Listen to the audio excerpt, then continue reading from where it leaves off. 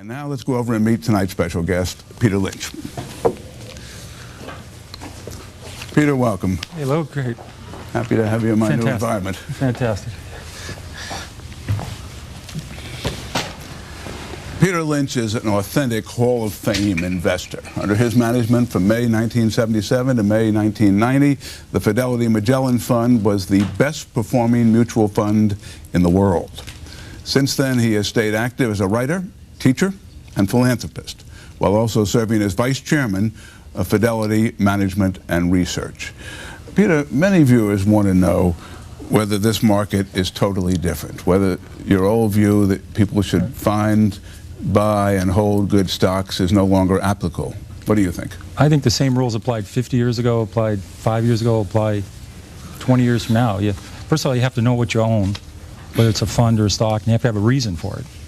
And you ought to be able to explain to an 11-year-old in 2 minutes or less why you own this. And this sucker's going up is not a good reason. I've tried that one. Doesn't work.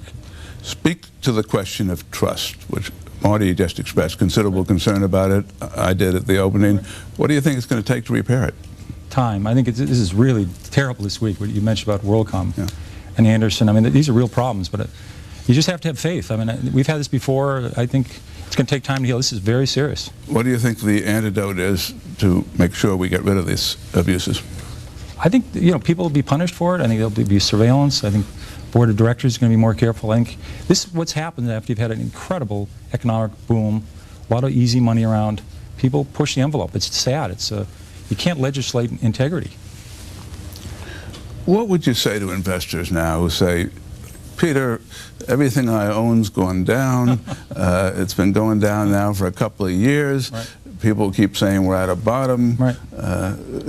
Should I get out and go into CDs or gold bars and opium or whatever? Right, right. Well, basically, you look now, you have 3 choices. I think if you're an investor, you can put your money in a money market fund and get 1.7, 1.5, 1.6, and it's taxed at a 40% rate. Or you can buy a 10-year treasury and get 4.7, and that's taxed at a 40% rate. Or you can have some equities. And I think stocks over the next 10 years will do a lot better than 4.7 or 1.7.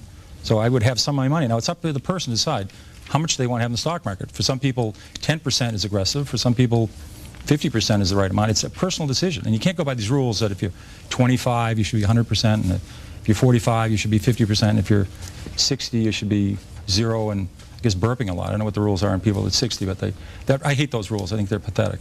Why are you confident that stocks will be a lot higher in 10 years?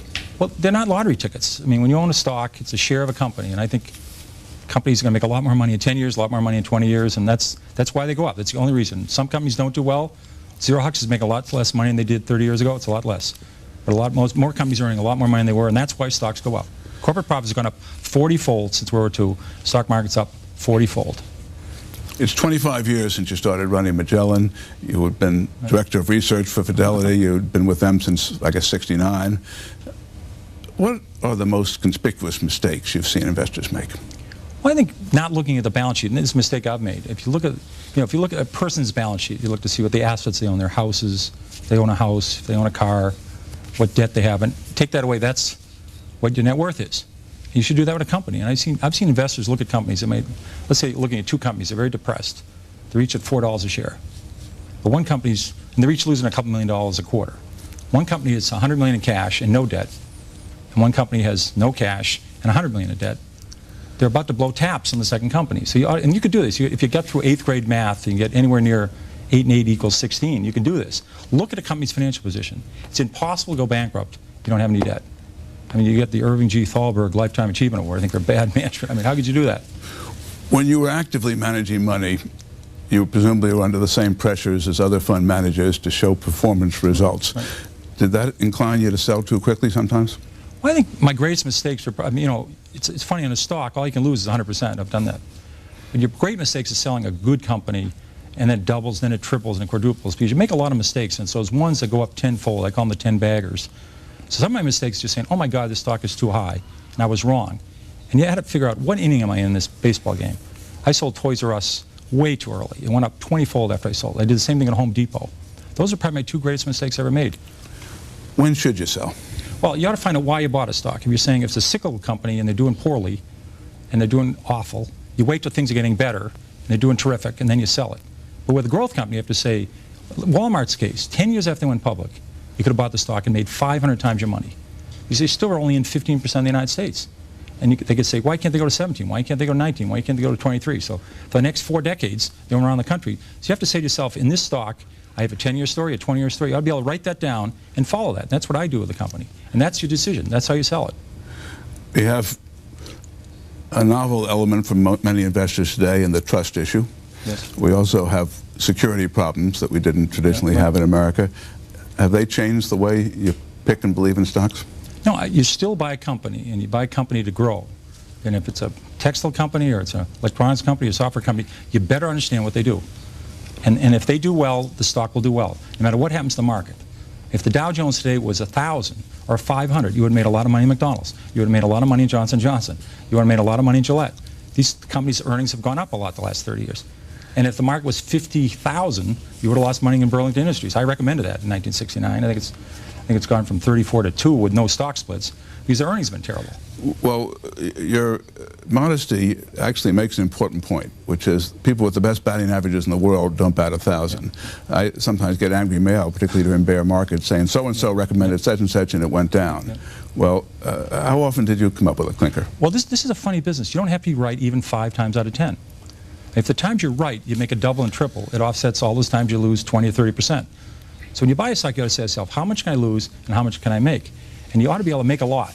Because stocks are risky. I mean, look at how much we lost in AT&T. Look how much we lost in Xerox. These were quality companies. You know, you can lose a lot in a stock. So you got to say to yourself, how much can I make? Because I want to buy a stock, if I'm right, I'm going to make a double or triple. Does your own confidence ever get shaken? Every day I think the market's going to go up. You know? I keep calling a lot of my companies, so I keep calling the company. You once said to me that you spent all your time looking at companies, analyzing them as businesses, and you didn't spend a lot of time worrying about the economy. Do you have a view on the economy now? Well, I look at the economy. I look historically at the economy. I don't look at the future. I mean, that's weather forecasting. I look at the economy backwards, see what's happening. And the economy looks very good to me right now. The housing market looks terrific.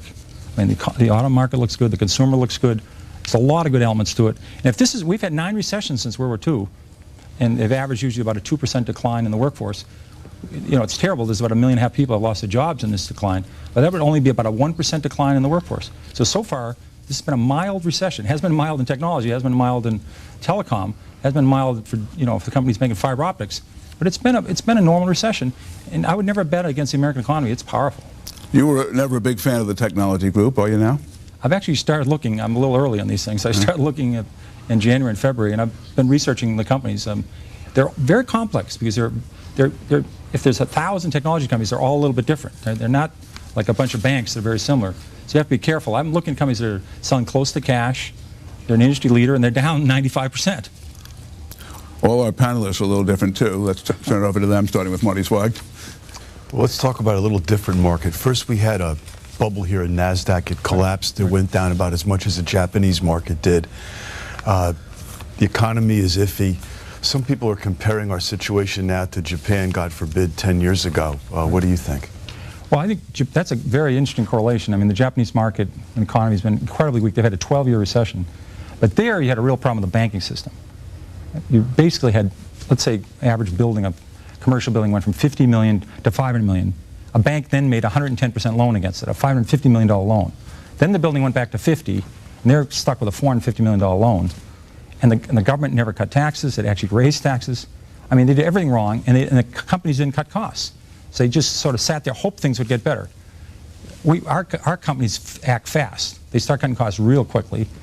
And our government is, fortunately, this is rare in our history.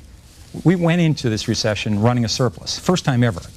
The system's supposed to be, in our country, we should run surpluses in the good times, and then in the bad times we run deficits. Well, guess what? It's working. Right. They didn't have that in Japan. And Japan now, it's wasted 12 years. I don't think it has all, this doesn't look to me at all like Japan. We're starting to get better already. Good. Peter, Lou asked you a question about sort of the typical investor mistakes. And when you started in the business, I know the average investor held mutual funds for 16, 17 years, and now it's down to less than 2 years. Right. Do you think that's one of the problems? Have time horizons gotten too short? Well, I think also what they have to say, what do I want? Do I need the money in a year? Do I need the money in 5 years? You're a terrible investor, you need the money in a year. I mean, if you need it for college, to send your kids there, or for a wedding, you're not going to be a good investor. Then you have to do some homework and say, should I have 10 growth funds? That's silly. You say, what do I want? I want 2 or 3 growth funds. What's my mix that I like? And you want to say is aggressive. You know, some people aggressive is 50%. So I would say people, and some people might want to have foreign funds. It's like a menu at a restaurant. They should look it over and decide what they like, and then stay with it. And if one group does well for 2 or 3 years, the next bunch of money they add to, maybe they should add to the group that's underperforming. Over time, different categories work out to be about the same. So you get whipsawed. If you're all in one area, it does poorly for 3 years, you say, get me out of that, and you go into some other area, and that does badly for 3 years. You could be in it forever and never make money. Peter, does this market remind you of any that you've been through before? I would say the 90 bear market is very similar in many ways. I mean, just to think Saddam Hussein takes over Kuwait. You know, we sent 500,000 troops to Saudi Arabia. All the people are saying it's going to be Iraq's the 3rd largest army in the world. It's going to be another Vietnam. We had a recession. We had all these banks in trouble. Right now our banks are in terrific shape, which is a major positive. So that was a very scary environment. And we had defaults. I mean, it was an ugly environment. Everybody was afraid. So I think that was a very similar market. And I think 81, 82 was ugly too. We had a 20% prime rate, double-digit inflation, double-digit unemployment. So those are scary markets. And then top it all off, the 73, 74 market, as you remember, the Nifty 50, we had that. We had it in technology stocks. So we had 95% declines. And, so we've combined 3 markets into one special case. It's been very fast. We have less than a minute left. Those who are less sanguine about the economy than you've just expressed often cite the recent declines in the dollar and the shift from surplus to deficit as negatives. You seem to indicate that they're positives. Why? Well, I think the government running a deficit is terrific. That's the way it should work. I mean, when they were running a $200 billion surplus, which they were taking $200 billion out of the economy. Now the government's running a $100 billion deficit. It's pumping $100 billion in. It's a cushion. So you don't see a double-dip recession coming? I don't know. I can't predict the future. That's a healthy thing to have buffers in the economy. We've had 9 recessions in World War II. We've got out every one of them. The system works. If you could give one sentence of advice to scared investors right now, what would it be? I think you ought to see some kids. Hire an 8-year-old, hire a 6-year-old. Just watch them. They don't know who Alan Greenspan is. They know about the shape of the yield curve. They're optimistic about the future. We'll be fine for the next 30, 40 years. Let's hope you're right, Peter. Courage and persistence, they've worked in the past. There we do have to stop with thanks to Peter Lynch and our panelists.